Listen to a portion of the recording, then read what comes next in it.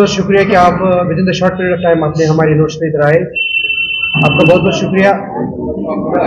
आप इस बात से बखूबी वाकिफ है कि एनएचएम एसोसिएशन पिछले 17 साल से जम्मू कश्मीर में काम कर रही है। इसके अंदर तकरीबन मेरे ख्याल से आज के दौर में, आज की इस डेट में 11,000 से ज्यादा एम्प्लॉयज काम करें, जिसमें हम डॉक्टर्स की बात करें, पैरामेडिकल स्टाफ की बात करें, मैनेजर्स की बात करें। वक्तन फवक्तन आपकी माध्यम से हमने हमेशा अपनी डिमांड्स को उजागर किया है। कई डिमांड्स को सरकार ने अमलाया भी है, मगर कई डिमांड्स अभी भी उनमें अनदेखी हो रही है। आपके माध्यम से बताना चाहूंगा कि आज हमारी इस प्रेस कॉन्फ्रेंस का एक ही मकसद है,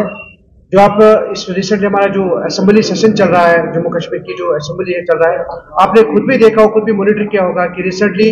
ऑनरेबल सीएम ने एक ऑर्डर पास किया है कि एक कमेटी फ्रेम की जाएगी कैजुअल लेबर्स, पीडीएल्स, कॉन्ट्रैक्चुअल्स के लिए, एडॉप्स के लिए, जिसमें उनके लिए एक रोड मैप तैयार किया जाएगा। 6 माह के अंदर उनकी रेगुलराइजेशन के वाले रोड मैप तैयार किया जाएगा। उस जिम्मन में हम ऑनरेबल सीएम से इस बात की उम्मीद रखते हैं कि जो उन्होंने वो ऑर्डर निकाला है, जो उन्होंने जो आश्वासन दिया है on the floor of house Jammu Kashmir, जिसको मंदिर कहा जाता है, वहां भी उन्होंने कहा कि हम एक रोड में विद इन द 6 मंथ्स तैयार करेंगे। मेरी गुजारिश रहेगी, मेरी अपील रहेगी ऑनरेबल सीएम से कि जो एलीट क्लास है, जम्मू कश्मीर का जो एलीट क्लास है, डॉक्टर्स हो, पैरामेडिकल स्टाफ हो, मैनेजर्स हो, इसमें RNDSP के लोग हैं, स्टेट एड्स कंट्रोल सोसाइटी के लोग हैं, NCD के लोग हैं, 11,500 से ज्यादा एम्प्लॉयज में काम करते हैं, मगर आज तक हमारे साथ वादा शिकनी हुई है, हमारे साथ बहुत सारे वादे किए गए, कई सारी कमेटियां भी बनाई गई, मगर आज तक उन कमेटियों का कोई अमली जामा उन्होंने किसी डिमांड को नहीं पहना है। मैं आपको थोड़ा आगाही देना चाहूंगा कि 2018 में हमने जब प्रोटेस्ट किया था, आप उस बात से बखूबी वाकिफ है, उस वक्त भी एक कमेटी का गठन हुआ था under the head of principal secretary honourable chief minister. उस कमेटी को यह मैंडेट दिया गया था कि इनकी डिमांड्स को एग्जामिन किया जाए और सरकार को रिपोर्ट पेश किया जाए, मगर बदकिस्मती हमारी 18 के बाद यहाँ पे गवर्नर रूल हुआ, 19 के बाद यूटी बन गई, फिर मसला दरा का दरा रह गया। उसके बाद एक और ऑर्डर निकाला गया 2018 में ही, एक और कमेटी बनाई गई under the head of secretary GAD। उस कमेटी को भी ये मैंडेट दिया गया था, मगर उस कमेटी का भी आज तक पुरसाने हाल नहीं है। दूसरी बात आपको आगाही देना चाहूंगा, 2017 में जब हमारा प्रोटेस्ट चला था, उस वक्त भी एक कमेटी बनी थी, जिन्होंने एक रिपोर्ट भी तैयार किया था, सरकार को फाइनेंस डिपार्टमेंट ने भेजा था, जिसमें ऑनरेबल हेल्थ मिनिस्टर के जो थे, उन्होंने on the floor of house ये कहा था कि 1020 बंदों की फाइल मैंने फाइनेंस डिपार्टमेंट को भेजी है, जिनको फेज्ड मैनर में 7 साल के बाद रेगुलर किया जाएगा। फाइनेंस डिपार्टमेंट में फाइल गई, मगर उस फाइल का क्या है ये हाल है, अभी तक हमें कुछ पता नहीं चला।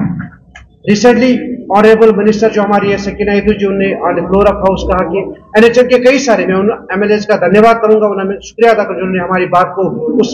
ऐवान में पहुंचाया, और उनसे भी गुजर जो ऐवान जिन्होंने बात की, उनसे भी गुजारिश का हमारी बात को रखिए ताकि हमारे जो पीछे था उनको हल किया जाए। उन्होंने एक स्टेटमेंट दिया कि NHM एम्प्लॉय जो है यहाँ पे काम करे, जिसपे flagship scheme of government of India,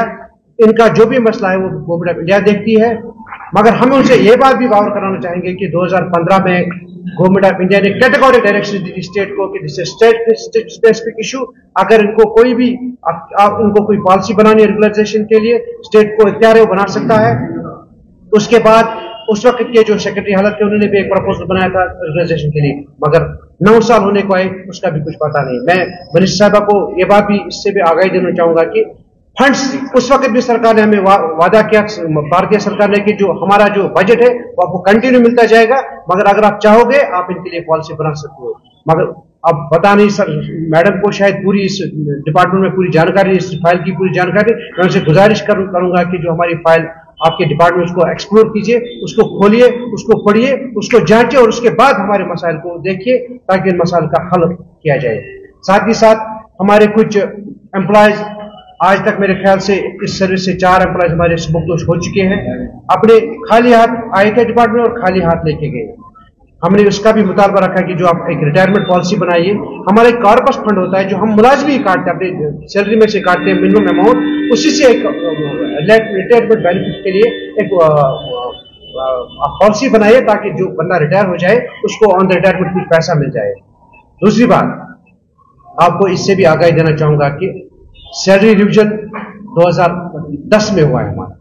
उसके बाद आज तक कोई सैलरी ऑनरेबल मिनिस्टर कल ऑन द फ्लोर ऑफ ये भी कहा कि इनको सैलरी हाइक हुई। हाइक और रिविजन ये दो अलग अलग चीज है। हाइक हुई थी हमारे 2021 में 10%, 10 और 5 हमारा एनुअल इंक्रीमेंट गवर्नमेंट की तरफ से होता है, 12% स्टेट ने दिए, वो भी गवर्नमेंट इंडिया का पैसा है। अब मिनिस्टर साहब को ये भी याद दिलाना चाहूंगा कि पे रिविजन 2010 में हुआ था। अगर बाकी आप हेल्थ डिपार्टमेंट को ऊंचाई में देखना चाहते हो, इन मुलाजमों की मजदूरी को खत्म करना चाहते हो, जब तक आप पॉलिसी इसकी फ्रेम करते हो तब तक इक्वल पे इक्वल वर्क 2010 के पैटर्न में पे रिविजन देके सामने आए, ताकि हमारे जो बच्चे हैं, हमारे जो घर वाले हैं, वो आने वाले वक्त में कोई सफर ना करें। हम खुद भी परेशान हो चुके, आज मुतबरक महीना चल रहा है, माह रमजान का मुतबरक महीना है, हम पिछले 3 महीनों से सैलरी से महरूम हैं। यहाँ ये बात काबिल जिक्र है कि मुतबरक महीने भी हम परेशान फराकंद है कि हमें सैलरी, अब रिसेंटली 1 मंथ सैलरी रिलीज हुआ है, मगर 2 मंथ और भी बाकी। मेरी गुजारिश रहेगी कि ऑनरेबल मिनिस्टर से इस मसले को बारीक बीनी से देखें, एनएचएम मसाइल को बारीक बीनी से देखें, ताकि आने वाले वक्त में हमें मजबूर न कीजिए हम रोडों पे आए। आपने पहले भी देखा होगा हमें मजबूर किया जा रहा है सड़कों पे आने के लिए। मैं गुजारिश करूंगा कि अगर आप हमारे मसले को संजीदगी से लें, ताकि हम रोडों पे हम जरूरी नहीं समझते रोड पे, मगर आप हमें मजबूर कर रहे हो सड़कों पर आने के लिए, रोडों पर आने के लिए।